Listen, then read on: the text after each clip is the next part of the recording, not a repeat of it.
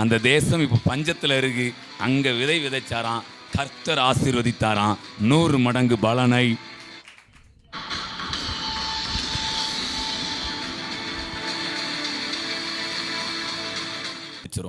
ஈசாக்கு விதை விதைத்தான். கர்த்தர் அவனை ஆசீர்வதித்ததினால் அந்த வருஷத்தில் 100 மடங்கு பலன் அடைந்தான். அந்த தேசம் இப்போ பஞ்சத்தில் இருக்கு. அங்கே விதை விதைச்சாராம், கர்த்தர் ஆசீர்வதித்தாராம் 100 மடங்கு பலனை.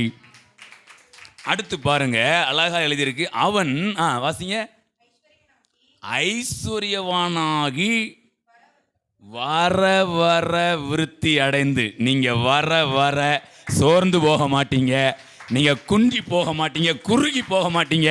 வர வர வர ஒரு விருத்தி உண்டாகும். Praise God.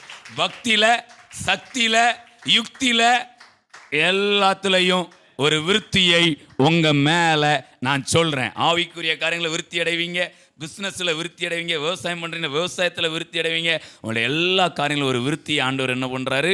கொடுக்கிறார். அடுத்து விருத்தி அடைந்து, அப்போ உலகம் பெரியவனா இருக்கலாம், ஆவிக்குரிய உலகம் மகா மெகா. Price God. அவங்க ஞானமா இருக்கலாம், நம்ம மகா ஞானமா இருப்போம்.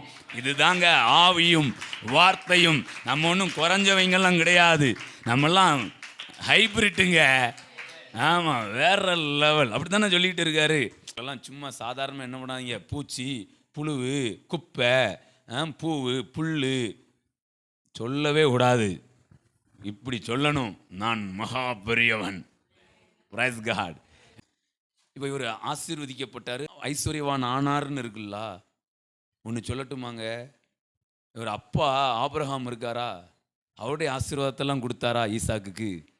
அப்போல்லாம் அவர் அப்படிலாம் ஐஸ்வர்யவான் ஆனார், பெரியவன் அப்படிலாம் சொல்லலைங்க. அப்பா கொடுத்ததுனால ஒன்றும் நடக்காது.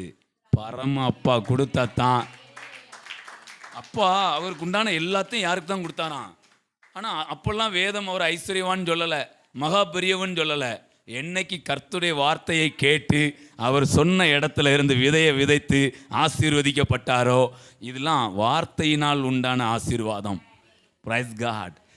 நீங்கள் வேதத்தின்படி ஐஸ்வர்யவானாய் மகா பெரியவர்களாய் இருப்பீர்கள். Praise God.